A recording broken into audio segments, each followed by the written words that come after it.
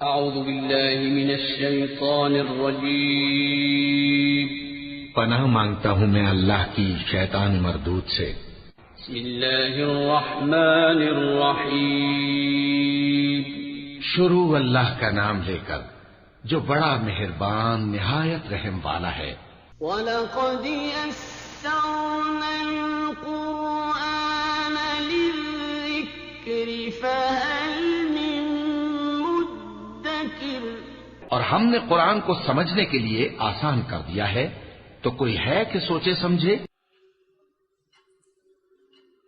اعوذ باللہ من الشیطان الرجیم، بسم اللہ الرحمن الرحیم۔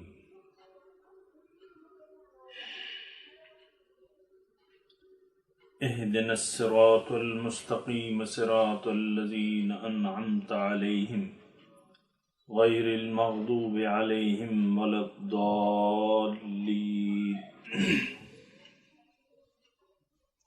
اہدنا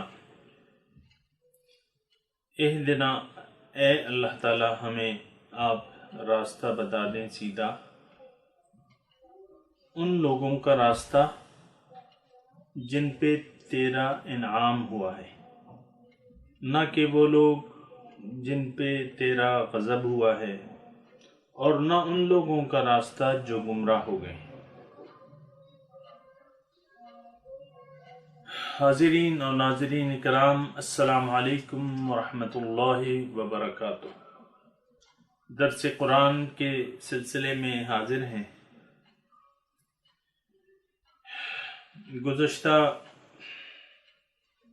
سبق میں ہم نے سورہ فاتحہ کی مرکزی آیت کے بارے میں بات کی تھی کہ اے اللہ تعالی ہمیں سیدھا راستہ بتا دیجیے۔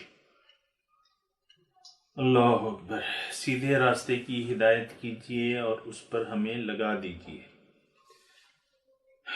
اور ہم اس سلسلے میں صرف تیری ہی بندگی کرتے ہیں، تیری ہی اطاعت کرتے ہیں اور صرف تجھی سے مدد مانگتے ہیں۔ اللہ اکبر۔ تو آج کا سبق ہے صراط الذین انعمت علیہم۔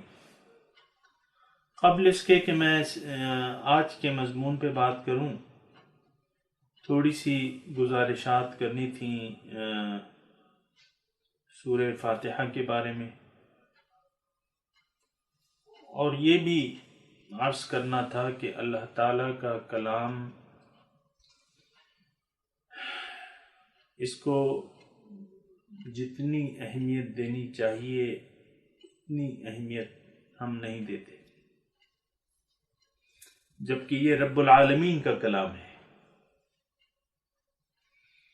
تنزیل من رب العالمین، یہ تو نازل کردہ ہے رب العالمین کی طرف سے۔ اور ناظرین کرام، ہم تھوڑے سے وہ انگلش میں کہتے ہیں یوز ٹو ہو گئے ہیں اس کلام سے،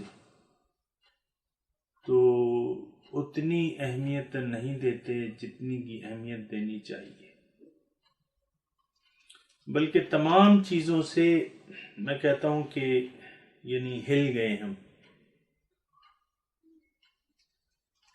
ہیں، یوز ٹو ہو گئے ہیں، تو وہ اس کو ایسا سنجیدگی سے نہیں لیتے جس طرح کے سنجیدگی سے لینا چاہیے۔ اللہ، نہ اپنے دین کو، نہ پیغمبر کو، نہ اللہ کی ذات کو، نہ اپنی ذات کو، ان تمام چیزوں کو ہم اہمیت نہیں دیتے۔ آپ دیکھیں نا، تھوڑا سا آپ سوچیں کہ ہم اپنے بارے میں بھی نہیں سوچتے، اپنی حقیقت کے بارے میں بھی نہیں سوچتے۔ اور ایک دھوکہ ہے جس میں ہم مبتلا ہیں، اور وہ دھوکہ جو ہے وہ ظاہر کا دھوکہ ہے، اور اس دھوکے میں ہم آ گئے ہیں، بلکہ ٹریپ ہو چکے ہیں، شیطان کے جال میں جو ہے ہم پھنس گئے ہیں۔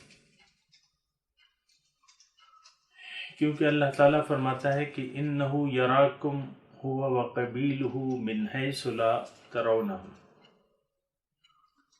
یہ تمہیں اس حیثیت سے دیکھتا ہے، یہ اس کا لشکر جو ہے شیطان کا اس طریقے سے دیکھتا ہے، ان جگہوں سے دیکھتا ہے جہاں سے تم ان کو نہیں دیکھ پاتے۔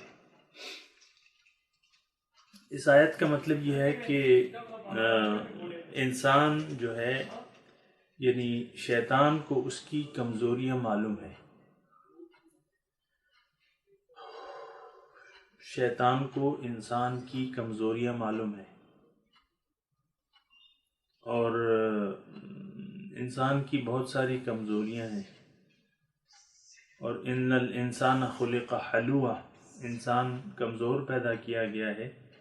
کمزوریاں شیطان کو معلوم ہیں تو کمزور جگہوں سے انسان پہ شیطان حملہ کرنے کی کوشش کرتا ہے۔ پانی جو ہے، دریا جو ہے، بند کے اس جگہ کو توڑتا ہے جو کمزور ہو، اس پہ غالب آ جاتا ہے، اور جو مضبوط ہو تو اس کو دریا کچھ نہیں کہتا۔ یہ ایک عام قانون ہے۔ تو شیطان کی تو کوشش یہ ہے کہ ہم اس کے دھوکے میں آ جائیں۔ یہ ساری باتیں جو ہیں اللہ تعالیٰ نے ہمیں بتا دی کہ دیکھو شیطان تمہارا دشمن ہے تو اس کے ساتھ تم دشمنی کرو۔ ان الشیطان لکم عدو فاتخذوہ عدوا، شیطان تمہارا دشمن ہے تو اس کے ساتھ تم دشمنی کرو۔ اور لیکن ایسی دشمنی تو ہم نے نہیں کی شیطان کے ساتھ، اور نہ کرتے ہیں اور نہ کوشش کرتے ہیں، بلکہ شیطان کے ساتھ، شیطان تو ہمارا دوست بن جاتا ہے، اور ہمارا ساتھی بن گیا ہے۔ اس کی وجہ یہ ہے سامعین کرام، اگر میں اور آپ سوچیں ایسا کیوں ہے؟ شیطان اگر ہم خلوص دل سے سوچیں یا بغیر کسی لگی لپٹی کے بغیر ہم سوچیں تو شیطان ہمارا ساتھی بن گیا ہے، اور وہ ہمارا پکا ساتھی ہے شیطان۔ اب یہ ہے نا کہ اگر آپ اس کی وجوہات دیکھنے کی کوشش کریں تو اس کی وجہ جو ہے اللہ تعالیٰ نے بیان کر دی ہے۔ وَمَنْ يَعْشُ عَنْ ذِكْرِ الرَّحْمَنِ نُقَيِّدْ لَهُ شَيْطَانًا فَهُوَ لَهُ قَرِينٌ، جو اللہ تعالیٰ کی یاد سے منہ موڑے گا تو اس کے لیے میں ایک شیطان مسلط کر دیتا ہوں، پھر اس کا وہ ساتھی بن جاتا ہے۔ تو اللہ سے اللہ کو بھلا دینا، اللہ کی یاد کو بھلا دینا، یہ بہت بڑی ایک وبا کہہ لیں جو کہ موجود ہے، اور وبا عام ہے کہ مخلوق اللہ تعالیٰ کو بھول چکی ہے الا ماشاء اللہ۔ اس کے نتیجے میں یہ اپنے آپ کو بھی بھلا بیٹھی ہے۔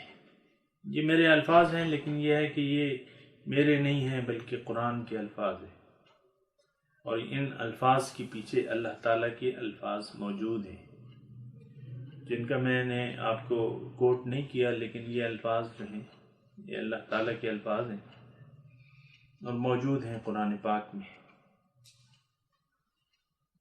تو شیطان کو ہماری کمزوریاں معلوم ہیں، اور آج کا جو سبق ہے کہ صراط الذین انعمت علیہم غیر المغضوب علیہم ولا الضالین، اسی بارے میں میں بات کرنے کی کوشش کر رہا ہوں۔ شیطان جو ہے سیدھے راستے میں، اس کی ڈیوٹی کہاں لگی ہوئی ہے آپ کو پتہ ہے؟ اس کی ڈیوٹی جو ہے سیدھے راستے میں لگی ہوئی ہے۔ اللہ تعالیٰ نے جب شیطان کو مردود کیا اور اس پہ لعنت کر دی تو اس نے پھر مہلت مانگی تو اللہ تعالیٰ نے مہلت دے دی اسے. تو پھر اس نے اللہ تعالیٰ کو کہا کہ لَأَقْعُدَنَّ عِنْدَ صِرَاطِكَ الْمُسْتَقِيمِ. اے اللہ تعالیٰ،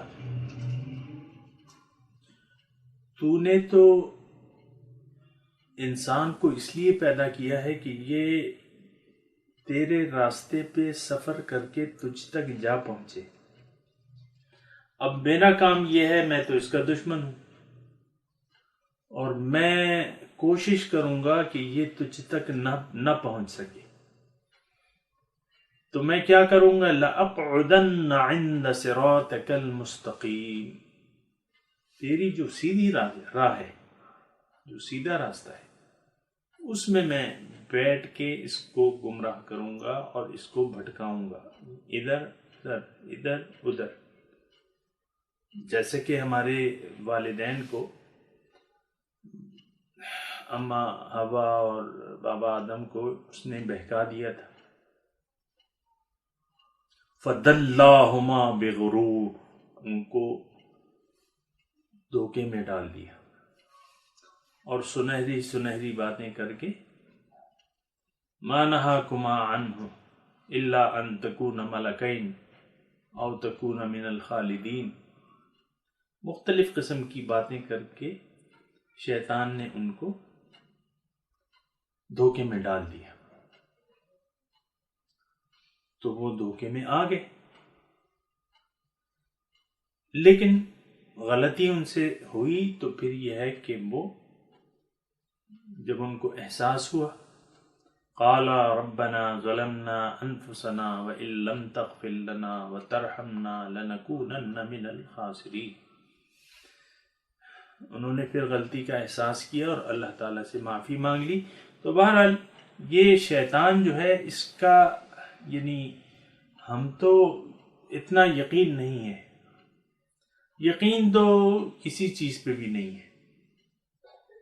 ہاں یقین ہے، پیسے پہ یقین ہے، اپنے اوپر یقین ہے، اپنی ذات پہ یقین ہے، اپنے گھر پہ یقین ہے، اپنے کاروبار پہ یقین ہے، اپنے بینک بیلنس پہ یقین ہے، اپنی اولاد پہ یقین ہے، اپنے گھر والوں پہ یقین ہے، اپنے رشتہ داروں پہ یقین ہے.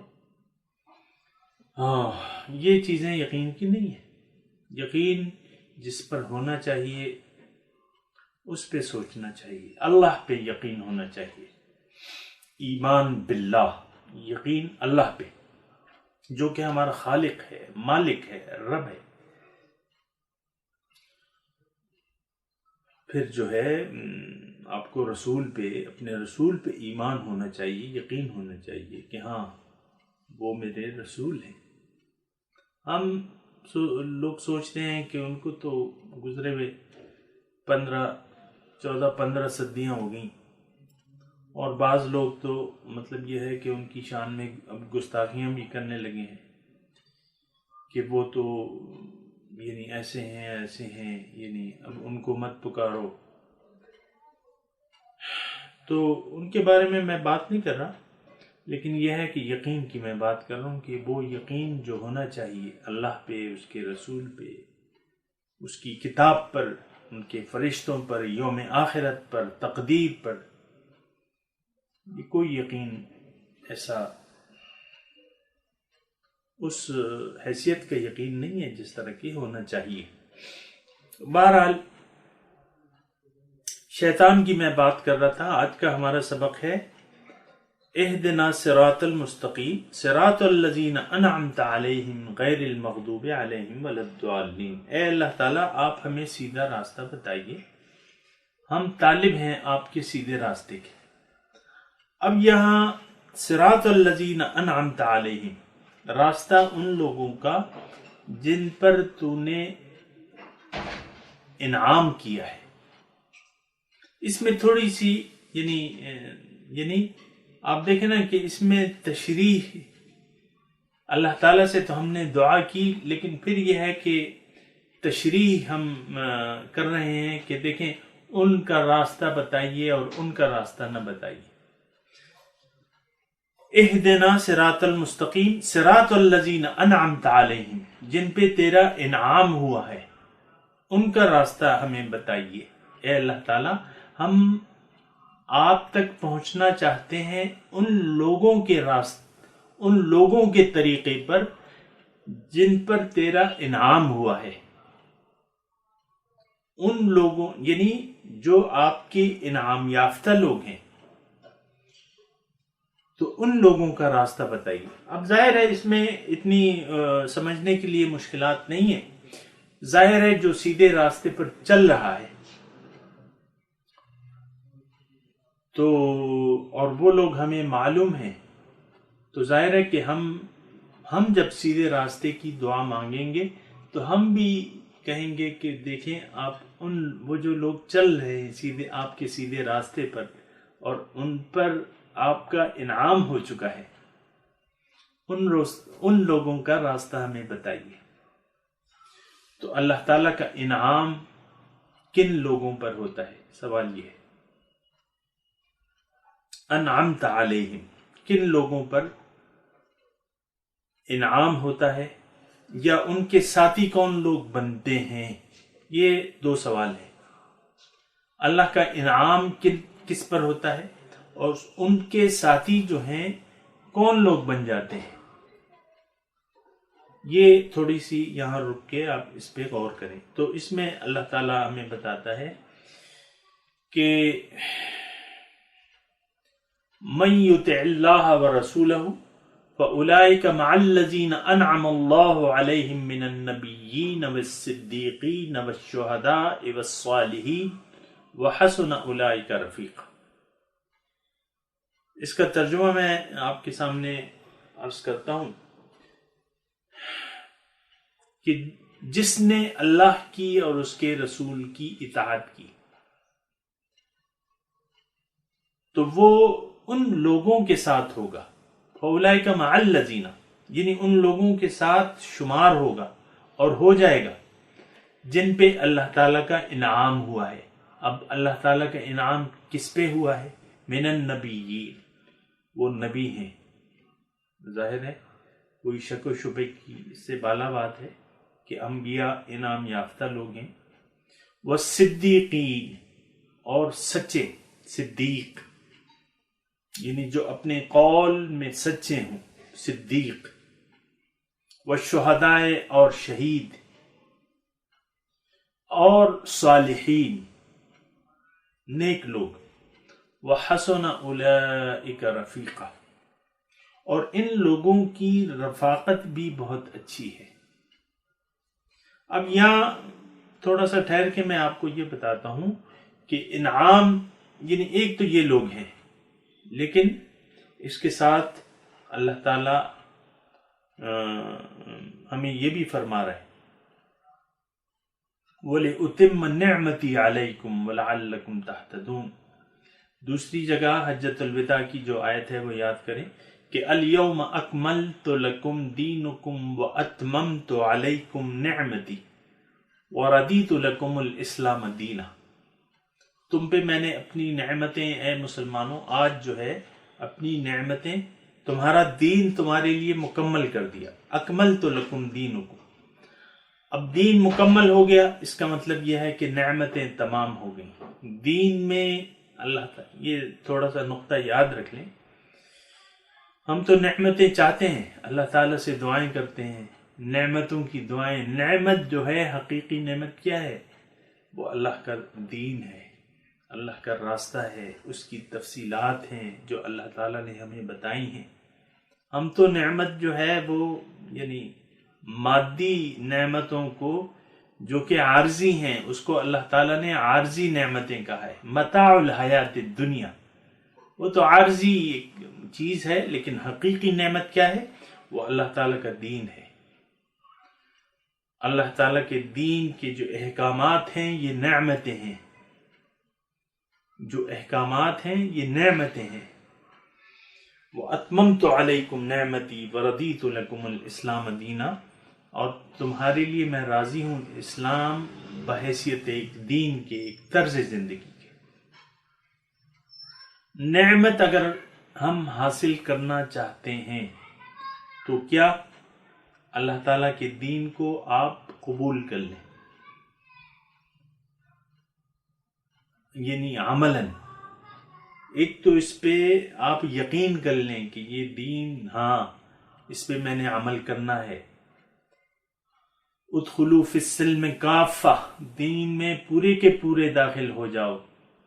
ولا تتبعوا خطوات الشیطان، شیطان کے نقش قدم کی پیروی نہ کرو، دین میں پورے کے پورے داخل ہو جاؤ. یہ اللہ تعالیٰ کا حکم ہے اور مطالبہ ہے. یا ایھا الذین آمنوا ادخلوا فی السلم کافہ، دین میں پورے کے پورے داخل ہو جاؤ. دین کی میں نے آپ کو وضاحت کی ہے. طرز زندگی، آپ نے زندگی کیسے گزارنی، اس میں پورے کے پورے داخل ہو جاؤ. تو دین کو اگر آپ قبول کر لیں گے اور دین کو اپنے اوپر حاوی کر لیں گے تو اللہ تعالیٰ کی نعمتیں آپ پر نازل ہونا شروع ہو جائیں گی. دینی احکامات میں نے آپ کو بتایا یہ نعمتیں ہیں. دین کو اگر آپ قبول کر لیں گے، آج کل تو ہم دین کو قبول کرنے پہ آمادہ نہیں ہیں، ڈرتے ہیں، خوف ہے ہمیں کہ ہم سے کچھ چھن جائے گا، ہم سے ہماری آزادی سلب ہو جائے گی، اور معاشرے میں ہمیں یعنی ہماری حیثیت جو ہے وہ نہیں رہے گی جو آج ہے. آج آپ کی حیثیت معاشرے میں جو بھی ہے، لیکن آپ اتنا ضرور سوچیں کہ میری حیثیت اللہ کی کیا ہے. آیا رسول مجھ سے راضی ہیں؟ میرے اعمال سے میرا اللہ راضی ہے؟ ہم تو یعنی عزت جو ہے تو وہ تو کہیں اور ڈھونڈتے ہیں، عزت تو اللہ تعالیٰ کے پاس ہے. فَإِنَّ الْعِزَّةَ لِلَّهِ جَمِيعًا، اللہ تعالیٰ، عزت کا مالک تو اللہ تعالیٰ ہے.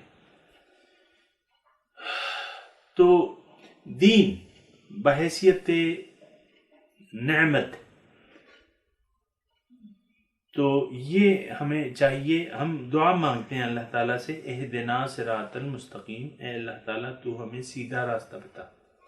صراط الذین انعمت علیہم، ان لوگوں کا راستہ جن پہ تیرا انعام ہوا ہے، جن پہ تو نے انعام کیا ہے. اس کی میں نے آپ کو تفصیل بیان کر دی.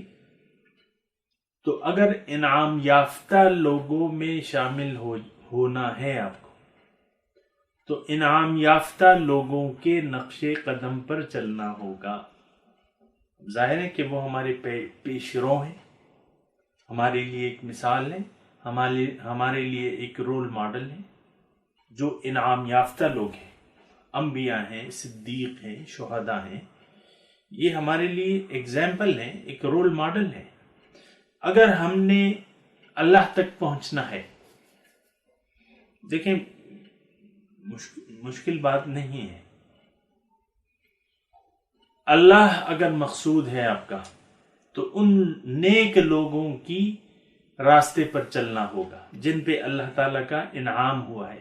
انعمت علیہم، صراط الذین انعمت علیہم، ان لوگوں کا راستہ ہے اللہ تعالیٰ میں تجھ سے مانگتا ہوں جن پہ تیرا انعام ہوا ہے. تو دیکھیں یہ آپ دعا تو مانگ رہے ہیں، لیکن یہ دعا جو ہے آپ کے اعمال کا اظہار ہے. یعنی آپ کوشش بھی کر رہے ہیں. آج کل تو یہ ہو رہا ہے کہ ہم صرف دعا مانگ رہے ہیں، کوششیں نہیں کر رہے.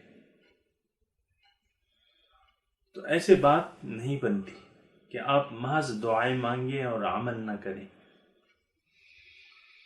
عمل سے زندگی بنتی ہے، جنت بھی جہنم بھی. عمل سے کام ہوتا ہے. اللہ تعالیٰ فرماتا ہے وَأَن لَيْسَ لِلْإِنسَانَ إِلَّا مَا سَعَىٰ، انسان کے لیے تو بس وہی کچھ ہوگا جس کے لیے یہ کوشش کرے گا. إِلَّا مَا سَعَىٰ، جتنی یہ کوشش کرے گا اور جس کے لیے کوشش کرے گا اس کے لیے. یعنی اب دیکھیں کوششیں ہم لوگ کر رہے ہیں. وَأَنَّ، اس سے اگلی جو جملہ ہے وہ یہ ہے کہ وَأَنَّ سَعْيَهُ سَوْفَ يُرَىٰ، اس کی کوششوں کا جلدی پتہ لگ جائے گا. ہم لوگ کوششیں کر رہے ہیں. ہم میں سے ہر انسان کوشش میں لگا ہوا ہے، لیکن یہ ضرور ذہن میں رکھیں کہ ہماری کوششوں کے رخ جو ہیں مختلف ہیں. منکم من یرید الدنیا ومنکم من یرید الآخرہ. کوئی تم میں سے دنیا چاہتا ہے اور کوئی تم میں سے آخرت چاہتا ہے. تو کوششوں کا معیار جو ہے مختلف ہیں. جیسے کہ میں نے آپ کو کہا ہے کہ ہر انسان کوشش میں لگا ہوا ہے، لیکن بات ہے ترجیحات کی. اگر آخرت ترجیح بن جائے تو آپ کا تمام کوششوں کا رخ جو ہے آخرت کی طرف کنورٹ ہو جائے گا. آپ ترجیح جو ہے آخرت کو دیں گے. ایسے اعمال کریں گے جس سے اللہ راضی ہوتا ہے. ایسے اعمال کریں گے جو رسول کے طریقے کے مطابق ہوں گے. ایسے اعمال کریں گے جو انعام یافتہ لوگوں نے کیے ہیں. ساری انسان کوشش تو کر رہا ہے، اس سے نہ میں انکار کر سکتا ہوں نہ کوئی اور انکار کر. ان سعیکم لشتی، اللہ تعالیٰ تمہاری کوششیں مختلف ہیں. شتی، مختلف ہیں تمہاری کوششیں. تو کوشش تو ہم کر رہے ہیں، لیکن یقین رکھیں، جان لیں، یقین رکھیں کہ کسی کی کوشش کے نتیجے میں اس کے لیے جنت میں گھر آراستہ ہو رہے ہیں. وہ اپنے اعمال کے ذریعے جنت کا گھر بنا رہا ہے، جنت میں اپنا گھر، اپنا ٹھکانہ مضبوط کر رہا ہے. کچھ لوگ ایسے ہیں جو اپنے اعمال کے ذریعے دوزخ میں اپنی جگہ، رہنے کی جگہ سیٹ کر رہے ہیں. کوششیں تو سارے لوگ کر رہے ہیں. اب اس میں کیا ہے کہ کوشش، یعنی ہم لوگ کوششیں کر رہے ہیں، لیکن اب منکم من یرید الدنیا ومنکم من یرید الآخرہ. تم میں سے کچھ لوگ ایسے ہیں جو دنیا چاہتے ہیں، کچھ لوگ ایسے ہیں جو آخرت کے طالب ہیں. تو ہر ایک کو، یعنی جو دنیا چاہتے ہیں، تو اللہ تعالیٰ فرماتا ہے کہ من کان یرید العاجلۃ عجلنا له فیہا ما نشاء لمن نرید ثم جعلنا له جہنم یصلاھا مذموما مدحورا. جس نے عاجلہ چاہی، عاجلہ کا ارادہ کیا، عاجلہ تعجیل سے ہے، اس کا لفظ یعنی جلدی. دنیا کو اللہ تعالیٰ قرآن پاک میں 2-3 مرتبہ اس کو عاجلہ کے لفظ سے پکارا ہے. عاجلہ مطلب جلدی. دنیا دنا، نزدیک، قریب. آخرت آخر، تھوڑی دیر بعد. تو عاجلہ، من کان یرید العاجلہ، اللہ تعالیٰ فرماتا ہے جو عاجلہ چاہتا ہے، عجلنا لہ فیہا ما نشاء، تو اس کو تو میں دے دیتا ہوں. یعنی جتنی میں چاہتا ہوں، نمبر 1، اور جتنی دنیا میں چاہتا ہوں اور جس کو جتنا دینا چاہتا ہوں، بس دے دیتا ہوں. یعنی حسب خواہش دنیا نہیں ملتی کسی کو، وہ تو اللہ تعالیٰ کی تقسیم ہے. جس کو دینا چاہتا ہے تھوڑی بہت، یہ اللہ تعالیٰ کی تقسیم ہے. عجلنا لہ فی، اس کو میں جلدی دے دیتا ہوں. جو عاجلہ چاہتا ہے تو اس کو میں جلدی دے دیتا ہوں اپنی مرضی سے. لیکن آخرت میں کیا ہوگا؟ ثم جعلنا لہ جہنم، اس کے لیے پھر ٹھکانہ جو ہے اس کا دوزخ میں ہے، کیونکہ آخرت کا تو یہ طالب ہی نہیں ہے. یہاں پر رک کے تھوڑا سا آپ سوچیں کہ ہمارے ٹائم ٹیبل میں آخرت شامل ہے یا نہیں ہے. سوچنے کی بات ہے. ہم دنیا کے لیے جی رہے ہیں یا آخرت کے لیے جی رہے ہیں؟ ہماری تمام کوششیں دنیا کے لیے ہیں یا آخرت کے لیے ہے؟ تو ثم جعلنا لہ جہنم، اس کے لیے پھر میں جہنم بنا دیتا ہوں، اس کا ٹھکانہ یصلاھا مذموما مدحورا، اس میں وہ داخل ہوگا ذلیل ہو کے اور دھتکارا ہوا. لیکن اس کے مقابلے میں من اراد الآخرۃ وسعی لہا سعیہا، جس نے ارادہ کر لیا آخرت کا، آخرت کو اپنا مقصد، آخرت کی کامیابی کو اپنا مقصد بنا لیا، آخرت کے لیے ارادہ کر لیا کہ میں نے آخرت کے لیے جینا ہے، اللہ کے لیے جینا ہے، باطن کے لیے جینا ہے، اپنے لیے جینا ہے. یہ سب ایک ہی چیز ہے، اپنی بھلائی کے لیے جینا ہے. تو وسعی لہا سعیہا، صرف ارادے سے کام نہیں بنتا، یہ نوٹ کر لیں. آخرت کے صرف ارادے سے کام نہیں بنتا، اس کے لیے کوشش کی اس نے جتنا کہ کوشش کا حق تھا. تو فَأُولَئِكَ كَانَ سَعْيُهُمْ مَشْكُورًا، ان لوگوں کی کوشش جو ہے اس کی قدر کی جائے گی، اس کی ناشکری نہیں کی جائے گی، ان کو اس کا اجر ملے گا. تو صراط الذین انعمت علیہم، اے اللہ تعالیٰ تو ہمیں سیدھا راستہ بتا دے اور ان لوگوں کا راستہ دکھا جس پر تو نے انعام کیا ہے. غیر المغضوب علیہم ولا الضالین، اے اللہ تعالیٰ ان لوگوں کا راستہ نہ بتا ہمیں جن پہ تیرا غصہ ہوا ہے یا وہ گمراہ ہو گئے ہیں. یہاں مراد جو ہیں غیر المغضوب سے مراد جو ہیں یہ قوم یہود ہیں قرآن کی روح سے، کہ وہ دنیا پرستی میں وہ اپنے دین کو، اپنے پیغمبروں کے احکامات کو انہوں نے بھلا دیا، اللہ تعالیٰ کے غضب کے مستحق ہو گئے. وباؤ بغضب من اللہ، اللہ تعالیٰ کے غصے کے مستحق ہو گئے. یہود مراد ہیں یہاں. وللضالین سے مراد جو ہیں وہ گمراہ، ضالین کا مطلب گمراہ. عیسائی مراد ہیں یہاں، یعنی وہ سیدھے راستہ حضرت عیسیٰ جو یہودی عیسیٰ، ظاہر ہے کہ حضرت عیسیٰ علیہ السلام اس وقت کے یہودیوں کے لیے آئے تھے، تو جو لوگ ان پہ ایمان لے آئے لیکن اس حضرت عیسیٰ علیہ السلام پہ ایمان لانے کے بعد شیطان نے ان کو بہکا دیا اور انہوں نے اپنے پیغمبر کو خدا کا درجہ دے دیا اور 3 میں سے 1 بنا دیا. یہ گمراہ ہو گئے. اب دیکھیں یہود نے بھی اسلام، یعنی یہود اور نصارہ، یہ دونوں اپنے وقت کے مسلمان قوم تھی، اپنے وقت کی مسلمان قوم تھی. یہود، اب یہ نصارہ جو ہے یہ تو نام، حقیقت میں تو یہ مسلمان قوم تھی، کیونکہ ان الدین عند اللہ الاسلام، دین تو اللہ کے نزدیک صرف اسلام ہی ہے. یہ نام انہوں نے خود اپنے لیے رکھ لیے. قالوا انا نصارى والذین ہادو، جو یہودی بن گئے، اس کی الگ ایک تاریخ ہے. انہوں نے اپنے نام تک بنا لیے.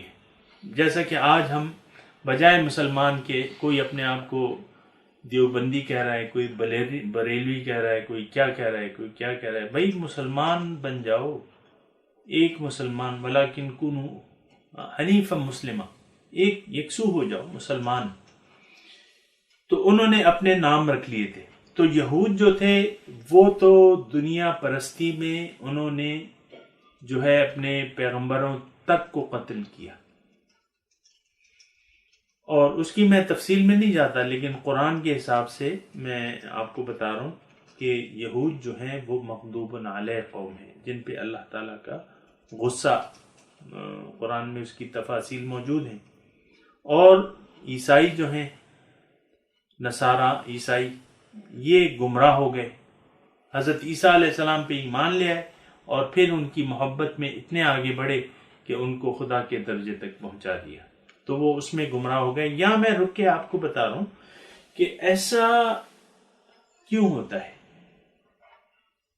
یعنی جو سیدھے راستے پر چلنے کا ارادہ کرے، پھر شیطان، اب شیطان کا کام کیا ہے، جیسے کہ میں نے بات چیت کی ابتدا میں کہا شیطان کا کام کیا ہے؟ لَأَقْعُدَنَّ عِنْدَ صِرَاطِكَ الْمُسْتَقِيمِ، اے اللہ تعالیٰ آپ کے سیدھا راستہ جو ہے اس میں میں بیٹھوں گا۔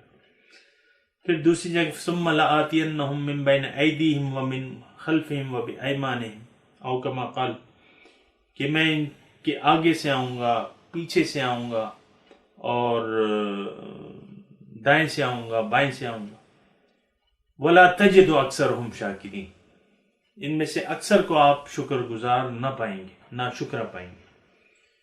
تو یہ بنیادی طور پہ تو شیطان کا کام ہے، انسان کو گمراہ کر دینا یا گمراہی کے راستے پہ دکھا دینا۔ پھر اس میں انسان کی اپنی بھی، یعنی یہ نہیں کہ یہ سارا کام شیطان کا ہے، نہیں، انسان کے اللہ تعالیٰ نے شیطانی ایک قوت تو رکھی ہے، لیکن انسان کو ذہن بھی تو دیا ہے، عقل بھی تو دی ہے، پھر اس کو راستہ تو دکھایا ہے۔ وَهَدَيْنَاهُ النَّجْدَيْنِ، اس کو میں نے سیدھا راستہ دکھایا ہے۔ تو وہ سیدھا راستہ تو اللہ تعالیٰ نے اس کو بتا دیا۔ اب یہ ہے نا کہ گمراہ کیسے ہو جاتا ہے انسان، آپ کو میں بتاؤں کہ انسان جو ہے، جو چیزیں اس کو طبعاً اچھی لگتی ہیں، زُيِّنَ لِلنَّاسِ حُبُّ الشَّهَوَاتِ مِنَ النِّسَاءِ وَالْبَنِينَ وَالْقَنَاطِيرِ الْمُقَنطَرَةِ مِنَ الذَّهَبِ وَالْفِضَّةِ وَالْخَيْلِ الْمُسَوَّمَةِ وَالْأَنْعَامِ وَالْحَرْثِ، سورہ آل عمران کی یہ وہ ہے، اس میں یہ ہے کہ لوگوں کو اللہ تعالیٰ فرما رہے ہیں کہ خواہشات کی محبت جو ہے وہ طبعاً اچھی لگتی ہے، اس میں عورتیں ہیں، اس میں بیٹے ہیں، اس میں سونے چاندی کی ڈھیر ہیں، ڈھیریاں ہیں لگی ہوئی، اور گھوڑے ہیں، اور چارپائے ہیں، اور زمین ہے۔ یہ چیز طبعاً اچھی لگتی ہے۔ تو یہ ظاہر ہے کہ ساری جو قومیں گزری ہیں وہ تو ہماری طرح انسان تھے، ان کے پاس بھی یہ چیزیں تھیں، تو ان کو طبعاً یہ چیزیں اچھی لگتی تھیں، تو پیغمبر کی تعلیم پہ وہ کام نہیں دھرتے تھے، کیونکہ پیغمبر کی تو، یعنی پیغمبر تو کہتا ہے کہ ان چیزوں سے محبت کرنا چھوڑ دو، اللہ سے محبت کی جوت جگاؤ اپنے سینے میں، اللہ سے محبت کرو، کیونکہ اللہ باقی اور سب کچھ فانی۔ اللہ تعالیٰ بھی اس سورہ آل عمران میں کہتا ہے کہ یہ تو ذالک متاع الحیات الدنیا، یہ تو عارضی فائدہ ہے، اے انسان تم جن چیزوں سے محبت رکھتے ہو اور اس کو تم نے دل میں جگہ دے دی ہے، تو یہ تو عارضی فائدہ ہے اور رہ جانے والی چیزیں ہیں، تو ایسا نہ کرو۔ قل اعنبئکم بخیر من ذالکم، آپ ان سے کہہ دیجئے، اس میں یہ ہے ذالک متاع الحیات واللہ عندہ حسن المآب، اللہ تعالیٰ جو ہے اس کے پاس تو بہت اچھا ٹھکانہ ہے۔ ان ساری چیزوں سے اچھا ٹھکانہ کس کے پاس ہے؟ اللہ تعالیٰ کے پاس ہے۔ اور پھر اللہ تعالیٰ قرآن پیغمبر کی زبان سے ان سے پوچھواتا ہے، آپ ان سے کہہ دیجئے اعنبئکم بخیر من ذالکم، کیا میں تمہیں نہ بتاؤں اس سے بہتر چیز، للذین اتقوا عند ربهم جنات تجری من تحتها الانہار خالدین فیہا ورضوان من اللہ۔ بھائی دیکھو، باغات ہیں تمہارے رب کے پاس، جب تم جاؤ گے تو وہاں تمہیں باغات دیے جائیں گے جو ہمیشہ سرسبز و شاداب ہوں گے، تم اس میں رہو گے اور ہمیشہ رہو گے، تو اس نعمت کا تصور کرو۔ دوسری بات یہ ہے کہ اللہ کی رضا تمہیں حاصل ہو جائے گی، ورضوان من اللہ، تو یہ اس چیزوں سے بہتر ہے۔ تو بہرحال شیطان جو ہے اللہ کے راستے سے بھٹکانے کی کوشش کرتا ہے انسان کی ان کمزوریوں کی وجہ سے،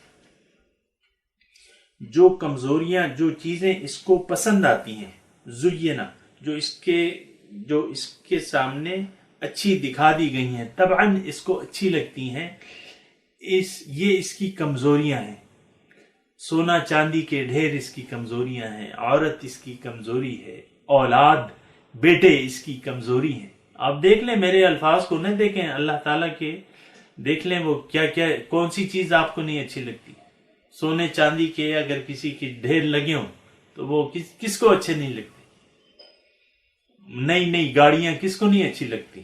جائیدادیں کس کو نہیں اچھی لگتی؟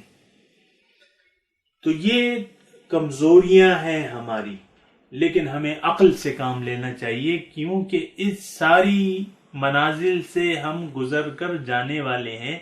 یہ تو راستے کی دھول ہے، بس بیٹھ جائے گی۔ یہ ساری چیزیں جو ہیں، جس راستے پر دنیا کے جس راستے پر ہم چل رہے ہیں، یہ راستے کی دھول ہے، ختم ہو جائے گی، بیٹھ جائے گی، اور پھر ثم ردوا الی اللہ مولاہم الحق، پھر تو واپس لوٹا دیے جائیں گے اپنے رب کے پاس جو ان کا مولا حق ہے۔ تو پھر کیا کرو گے؟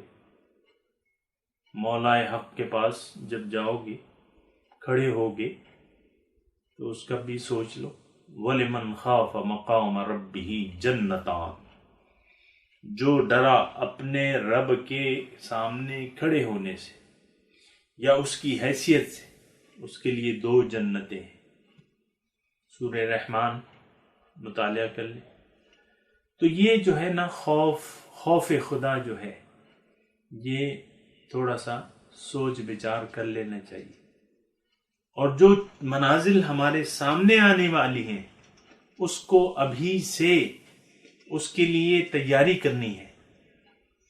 جنت اور دوزخ 2 چیزیں ہمیں بتائی گئی ہیں۔ پیغمبر جو ہے وہ یا نذیر ہے یا بشیر ہے، وہ ہمیں ڈرا بھی رہا ہے دوزخ سے، وہ ہمیں بشارت بھی دے رہا ہے جنت کی، لیکن یہ صرف اعمال کے نتیجے میں آپ کو، جو اعمال بھی ہم کر رہے ہیں، بلکہ میں اگر یہ کہوں آپ کی آسانی کے لیے کہ جو ترجیحات ہم نے یہاں بنا لی ہیں اپنی، اس کے نتیجے میں یا تو آپ کو جنت ملے گی یا آپ کو دوزخ ملے گی۔ جنت یا دوزخ یہ آپ نے خود اپنی بنانی ہے۔ دنیا میں جو لوگ بھی رہ رہے ہیں وہ تو یا تو جنت میں اپنے لیے گھر بنا رہے ہیں یا دوزخ میں اپنا ٹھکانہ بنا رہے ہیں۔ اور قابل غور بات یہ ہے، اگر ہم سوچیں تو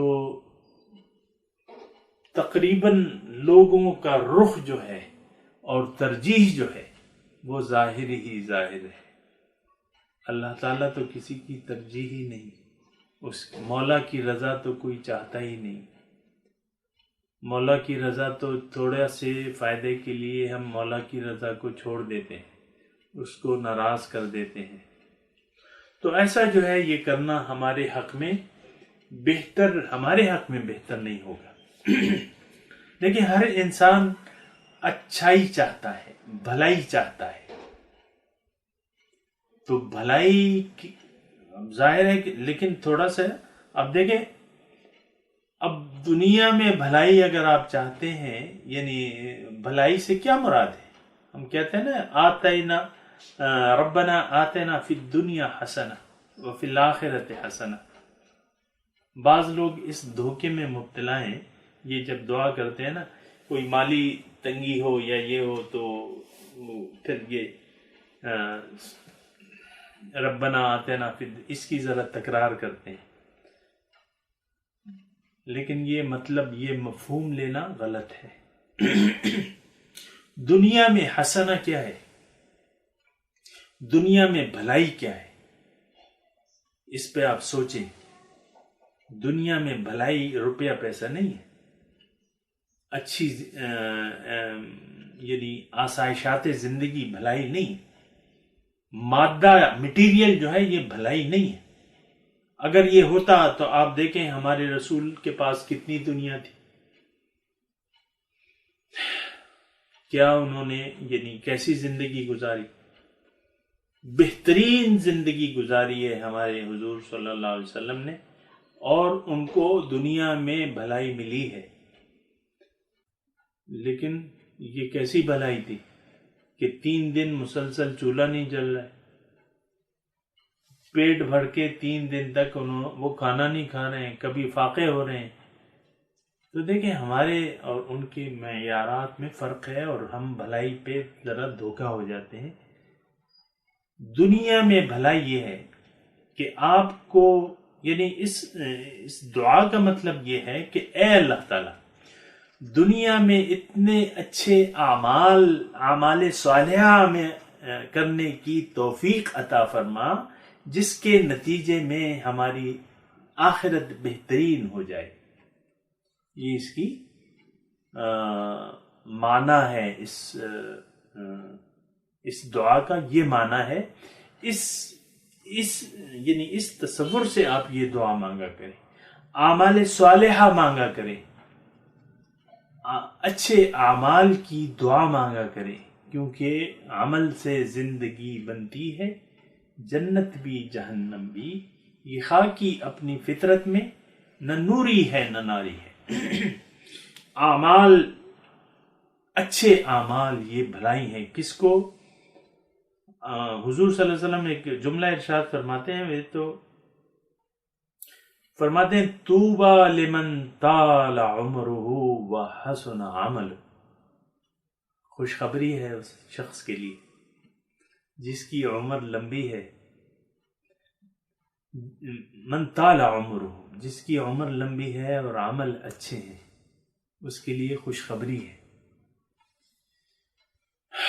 ہم تو خوشخبری، کوئی لاٹری نکل آئے تو بھئی خوشخبری ہو، تمہاری لاٹری نکل آئی، تمہارا نمبر نکل آیا، بانڈ نکل آیا، یہ ہو گیا وہ ہو گیا. آپ دیکھیں نا، ہم جس ماحول میں رہ رہے ہیں اس کو خوشخبری، اس میں خوشخبری کیا کہلاتی ہے؟ یہی کوئی آپ کو اچھی نوکری مل گئی، کوئی اعلیٰ ڈگری مل گئی، اور جو ہے آپ کا کوئی پلاٹ نکل آیا. اسلام آباد میں درخواستیں ہو رہی تھی تو دیکھیں کس طرح سی ڈی اے والوں نے درخواستیں مانگی تھی تو لوگ ٹوٹے پڑ رہے تھے، درخواست پہ درخواست، درخواست پہ درخواست. درخواستوں میں حبیب بینک والوں نے اتنا کما لیا کہ ان کے وہ تصور سے بالا تھا یہ، اور جن کا پھر انعام وہ پلاٹ نکل آیا تو پھر یہ ہے کہ وہ بہت خوش ہیں. تو یہ خوشخبریاں نہیں ہوتی. ہمارے اصل میں جو ترجیحات ہیں وہ تھوڑی سی مختلف ہیں اللہ والوں کی ترجیحات سے. پہلے تو اپنے آپ کو اللہ والا بنانا ہے، اپنی زندگی کو خالص کرنا ہے اللہ کے لیے، ترجیحات متعین کرنی ہے. جب ترجیحات متعین ہو جائیں گی پھر جو ہے آپ کی خوشخبریوں کا معیار بھی بدل جائے گا. پھر تو آپ اللہ کی راہ میں جد و جہد کو اپنے لیے انعام سمجھیں گے. جو مواقع آپ کو ملیں گے اللہ کی راہ میں وقت گزارنے کے، وہ اس کو آپ اپنے لیے انعام سمجھیں گے. اللہ والوں کی خدمت آپ اپنے لیے غنیمت سمجھیں گے. تو یہ صرف یہ ہوتا ہے، ترجیحات بدل جاتی ہیں. پھر اللہ کی راہ میں خرچ میں آپ خوشی محسوس کریں گے، نیکیاں پھر آپ کو اچھی لگنے لگیں گی. اس وقت تو نیکی ہمیں اچھی نہیں لگتی، بوجھ لگتی ہے. دین بوجھ بن چکا ہے لوگوں پہ. یہ ایسا ایک ٹوکرا ہے جس کو یعنی ہم سر سے اتار بھی نہیں سکتے. اسلام جو ہے آج کل ایک ایسا ہم نے بوجھ لادا ہوا ہے ایک ٹوکرے میں کہ اس کو اتار بھی نہیں سکتے اور عمل بھی نہیں کر رہے. صرف مسلمان کہلانے پہ ہم اصرار کرتے ہیں. کوئی اگر آپ کو یہودی کہے کسی مسلمان کو تو آپ غصے میں آ جائیں گے. کوئی آپ کو مشرک کہے تو آپ غصے میں آ جائیں گے. کوئی آپ کو منافق کہے تو آپ یہ خوشی محسوس کرتے ہیں کہ آپ کو وہ کہا جائے جو آپ کر نہیں رہے. اور یہ ایسا سوچنا یا ایسا تو اللہ تعالیٰ نے اس کی مذمت فرمائی ہے کہ وہ جو لوگ ایسا سمجھتے ہیں جو کہ ان کی تعریف کی جائے جو انہوں نے کیا نہیں. وَلَا تَحْسَبَنَّهُمْ بِمَفَازَةٍ مِّنَ الْعَذَابِ، تو آپ ایسا گمان نہ کرنا کہ وہ عذاب سے چھوٹ جائیں گے. یہ اعمال وہ کر نہیں رہے اور تعریف اپنی چاہ رہے ہیں. ہم دیکھیں اپنے آپ کو مسلمان کہلانے پہ بڑے فخر سے لکھتے ہیں کہ ہم مسلمان ہیں. تو بات یہ ہے کہ انعمت غیر المغضوب علیہم ولا الضالین، اے اللہ تعالیٰ ان لوگوں کا راستہ نہ بتا ہمیں جو شیطان کے دھوکے میں آ کے اللہ ایسے اعمال کرنے لگے جس کی وجہ سے وہ اللہ تعالیٰ کے غصے کے مستحق ہو گئے، اور نہ ان لوگوں کا راستہ ہمیں بتا جو اللہ کے جو دعویٰ تو کرتے تھے کہ ہم اللہ کے راستے پر چل رہے ہیں، نبی پر وہ ایمان لے آئے، لیکن اس کے بعد جو ہے انہوں نے اپنے دین میں اتنا غلو کیا کہ وہ گمراہ ہو گئے، سیدھے راستے سے ہٹ گئے. ان کا راستہ ہمیں آپ نہ بتائیے، صرف ان لوگوں کا راستہ ہمیں بتا جن پر تیرا انعام ہوا ہے. تو آخری جو الفاظ میں کہوں گا اس بارے میں کہ صراط الذین انعمت علیہم، راستہ ان لوگوں کا جن پہ تیرا انعام ہوا ہے. تو ان لوگوں کی رفاقت بھی بہت بلی ہے. وَحَسُنَ أُولَئِكَ رَفِيقًا، اللہ تعالیٰ فرما رہا ہے کہ ان لوگوں کی رفاقت بھی بہت بلی ہے. ہم تو اچھے لوگوں سے یعنی تعلق جو ہے ہم کن لوگوں سے بڑھاتے ہیں؟ جو دنیاوی لحاظ سے کچھ اقتدار کے مالک ہوں، جس کے پاس کوئی کرسی ہو یا جو صاحب پیسے والا ہو، ان لوگوں سے اپنا تعلق بڑھاتے ہیں، کیونکہ ظاہر ہے کہ دنیا کا طالب تو دنیا والوں سے تعلق بڑھائے گا، لیکن جو اللہ کا طالب ہے وہ اللہ والوں کی رفاقت کو غنیمت سمجھے گا. اور اللہ تعالیٰ فرما رہا ہے کہ ہاں ٹھیک ہے، اگر تم اللہ والوں کی رفاقت اختیار کرو گے، وَحَسُنَ أُولَئِكَ رَفِيقًا، بہت اچھی ہے، ان کی رفاقت بھی بہت اچھی ہے. ایک حدیث کی طرف میں آپ کی توجہ دلاؤں کہ ایک حضور صلی اللہ علیہ وسلم فرماتے ہیں، لمبی حدیث ہے، تو اس میں یہ مضمون ہے کہ اللہ تعالیٰ ایک ذکر کی محفل کے بارے میں فرشتوں سے رپورٹ لیتا ہے. تو پھر آخر میں فرشتوں سے کہتا ہے کہ فرشتوں آپ گواہ رہو کہ وہ تمام جو میرا ذکر کر رہے تھے ان کو میں نے بخش دیا، ان کو میں نے بخش دیا. فرشتے کہیں گے کہ اے اللہ، ان میں ایک ایسا آدمی بھی تھا جو ان میں سے نہ تھا، وہ کسی کام کے لیے آیا تھا لیکن ان کے ساتھ بیٹھ گیا، اس مجلس میں کسی کام کی غرض سے آیا تھا. تو اللہ تعالیٰ فرمائے گا کہ فرشتوں تم گواہ رہو کہ میں نے اس شخص کو بھی بخش دیا ہے. کیوں؟ کہ فَأُولَئِكَ قَوْمٌ لَا يَشْقَى جَلِيسُهُمْ، یہ ایسی قوم ہے جن کے پاس ویسے بیٹھنے والے بھی بدبخت یا یعنی لا یشقى جلیسہم، یہ بدبخت نہیں ہوں گے، وہ بھی خوش بخت ہو جائے. جو نیک بخت ہیں ان کے ساتھ ان کی رفاقت اختیار کرنے والا یا بیٹھنے والا وہ بھی خوش بخت ہوگا اور ان کے اثرات اس پہ بھی پڑیں گے. تو بہرحال جاتے جاتے یہ نقطہ میں آپ کو بیان کروں کہ اللہ تعالیٰ ان لوگوں کی رفاقت کو بھی اچھا قرار دیتا ہے. وَاتَّبِعْ سَبِيلَ مَنْ أَنَابَ إِلَيَّ، اور وَكُونُوا مَعَ الصَّادِقِينَ، سچوں کے ساتھ مل جاؤ، سچوں کی رفاقت اختیار کر لو. بہرحال یہ سب کچھ اس وقت ہوگا جب ہم اللہ تعالیٰ اللہ کے طالب بنیں گے. تو جب اللہ کے طالب بنیں گے پھر ہمیں صراط مستقیم کی ضرورت ہوگی، اور صراط مستقیم پر چلنے کے لیے پھر محنت کرنا ہوگی. تو یہ ساری باتیں ہیں. تو سورہ فاتحہ کا آج یعنی اس پہ ہم نے گفتگو کر لی ہے، اور اللہ تعالی ہمیں اس کے مطالب پر عمل کرنے کی توفیق عطا فرمائے. اور انشاءاللہ کل سے ہم افتتاح کریں گے سورہ بقرہ کا۔ تو ایک بات میں کہنا چاہ رہا ہوں کہ آپ لوگ، ہم نے تو جب یہ افتتاح کر رہے تھے تو ہم نے کچھ نہ کچھ اپنی طرف سے خوشی کا ایک اظہار کیا تھا گھر کی حد تک۔ تو بہرحال آپ لوگ جو ہمارے ساتھ شریک ہیں اور اس میں رہنا چاہتے ہیں، تو قرآن پاک ایک ایسی نعمت ہے جس کو سمجھنا ایک بہت بڑی یعنی اللہ کی عطا ہے کہ یہ موقع اللہ تعالی ہمیں عطا فرما رہا ہے کہ اس کے مطالب اور مفاہیم پر ہم سمجھ جائیں۔ اور قرآن یعنی باقاعدہ آغاز یعنی سورہ بقرہ سے ہوتا ہے، تو آپ لوگ جو بھی ہیں اپنی اپنی حیثیت میں کچھ نہ کچھ اپنی طرف سے خوشی کا اظہار اگر کر لیں تو میرے خیال سے یہ اللہ تعالیٰ کی نعمتوں کا شکریہ کے مترادف ہوگا۔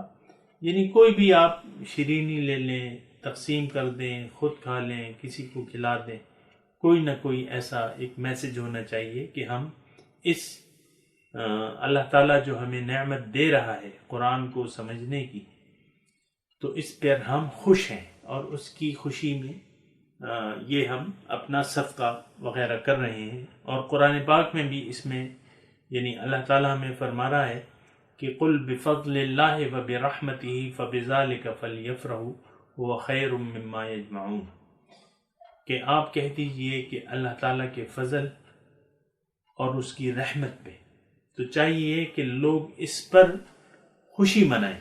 فبذلک فلیفرحوا، کیونکہ ہوا خیر مما یجمعون، جو دولت یہ جمع کر رہے ہیں یہ اس سے بہتر ہے اللہ تعالیٰ کا فضل اور اس کی رحمت ہے۔ تو قرآن اللہ کا فضل ہے، اس کی رحمت ہے، اس کو اللہ تعالیٰ ہمیں موقع دے رہا ہے کہ اس کو ہم سمجھیں۔ تو اس پر جو بھی مناسب آپ کو ہو تو آپ اپنی اپنی جگہ پہ کچھ نہ کچھ اس کو اس خوشی کو منائیں۔ وآخر دعوانا ان الحمد للہ رب العالمین، والسلام علیکم ورحمۃ اللہ وبرکاتہ۔